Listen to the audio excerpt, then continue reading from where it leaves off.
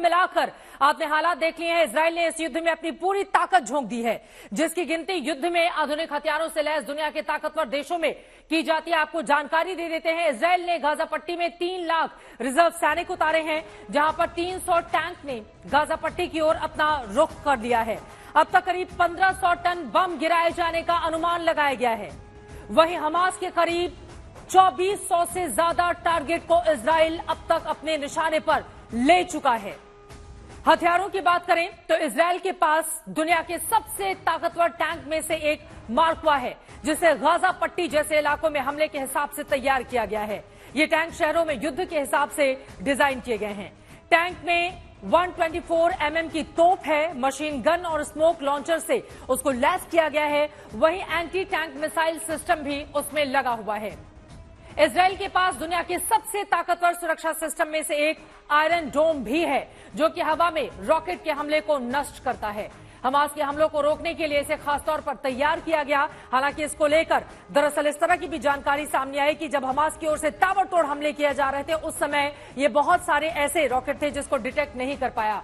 वहीं इजराइल के पास ज़ेरको 3 मिसाइल है, जो परमाणु हथियार ले जाने में सक्षम है। इसे मिडिल ईस्ट की सबसे बेहतरीन मिसाइल माना जाता है, जो कि अमेरिका तक के लक्ष्य को साध सकती है।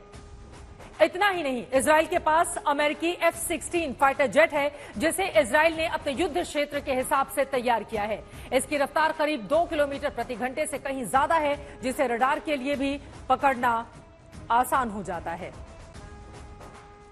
2172 किलोमीटर प्रति घंटे की रफ्तार है, माफ कीजिएगा, 2172 किलोमीटर प्रति घंटे की इसकी रफ्तार है, और यकीनन जिसे रडार के लिए भी पकड़ना आसान नहीं है। और इतना ही नहीं, समंदर में सुरक्षा के लिए इजराइल के पास युद्धपोत भी है, जो बताता है कि ताकत के मामले में फिलिस्तीन और हमास इजराइल के आसपास कहीं भी नहीं ठहरता है।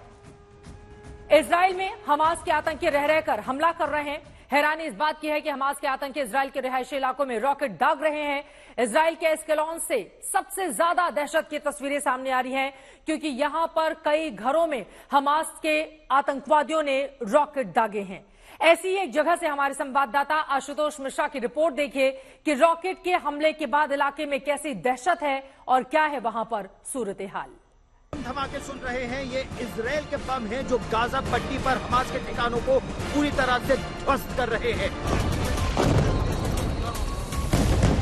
इससे अचानक से हमला हो गया है यहाँ पे अश्केलॉन में। भारी भैया देखिए किस तरह के गोले चल रहे हैं, हमारे आ रहे हैं।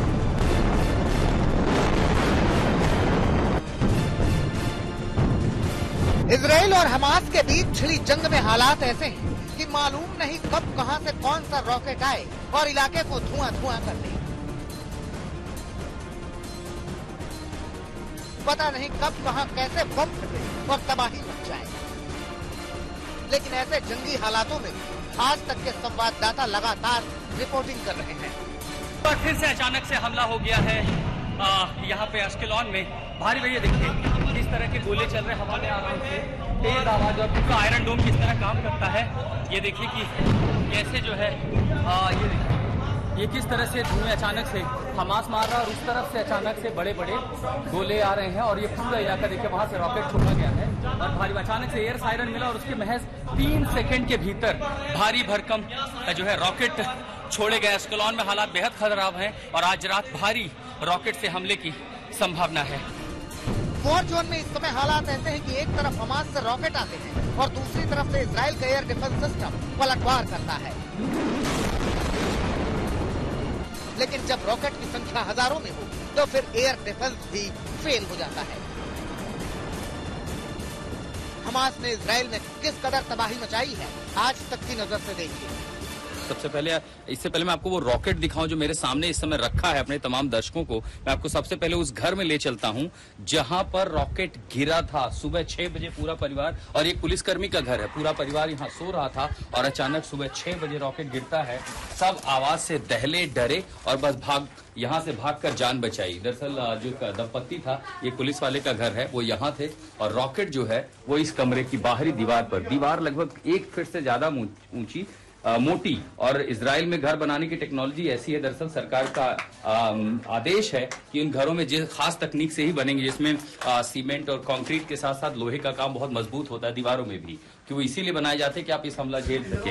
हमास ने बर्बरता ऐसी दिखाई, देखिए पुलिस वाले का घर, ये बच्चे का कमरा है, बच्चे यहाँ पर सो रहे थे और उनको लेकर के ये जो महिला है ये अपने बच्चों को लेकर के भागी, ये वो दंपति है, पुलिसकर्मी है, वो बस अब अपने घर का जरूरी सामान यहाँ से निकाल के बस जाने की कोशिश में है, कुछ बचा सके। इस घर के हिस्से में नुकसान हुआ और रॉकेट गिरा, वो गिरा इस कमरे में। ये देखिए, ये जो आप छेद देख पा रहे हैं, ये जो बड़ा हिस्सा है, दरअसल रॉकेट यहाँ गिरा है। सोचिए क्या हालात रहे होंगे कि आदमी अपने घर में आराम से सो रहा हो और उसी वक्त घर पर रॉकेट दाग दिया जाए। अब आपको वो दिखाता हूं जिसको देख करके यकीन नहीं होगा। ये देखिए, ये जो आप सामने टुकड़ा रखे हैं, ये है वो रॉकेट जो दरअसल आया हमास की ओर से। इसकी लंबाई देखिए, यही वो रॉकेट है, लगभग 1.5 फुट लंबा, जिसका अब ये खाली शेल है, लेकिन ये खाली शेल भी मैं उठा नहीं सकता। और ये रॉकेट जब घर में गिरा, इसने इस तरह की तबाही मचा। आप समझिए कि किस तरह की क्षमता हमास की है कि जो इतने बड़े बड़े रॉकेट वो इस्तेमाल कर रहा है। अश्केलोन में किस तरह के हालात हैं ये आपने देख लिया। आशुतोष मिश्रा हमारे संवाददाता की रिपोर्ट आपने देखी, और इस वक्त हमारे साथ अशरफ वानी सीधे बेरूत से जुड़ चुके हैं, लगातार पल पल की जानकारी आप तक वो पहुंचा रहे हैं। अभी वहां पर हालात किस तरीके के हैं, और गाजा पट्टी को लेकर खासतौर से अब इजराइल की ओर से जो ऐलान जंग किया गया है, वहां पर सैन्य क्षेत्र घोषित कर दिया गया है, इसके मतलब मायने किस रूप में समझे जाएं? अशरफ। चित्रा, दरअसल अभी की सबसे बड़ी खबर यह है कि कुछ घंटों की खामोशी के बाद लेबनान में जो हिजबुल्लाह है, उनकी तरफ से इस जंग में अब सीधे तौर पर ऐलान जंग किया गया है।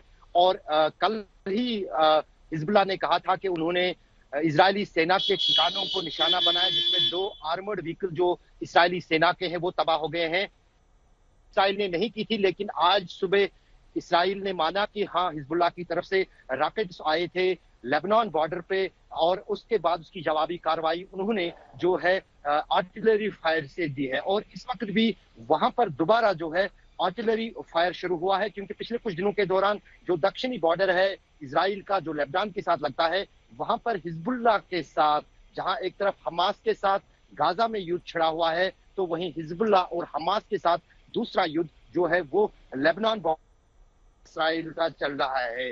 अभी की खबरें ये है कि वहां पर बहुत सारे जो आर्टिलरी फायर है, जो छोटे छोटे रॉकेट लगाए जाते हैं आर्टिलरी गनों से, वो हिजबुल्लाह के ठिकानों पर लगाए गए हैं। अभी किसी के हताहत होने की या फिर वहां पर।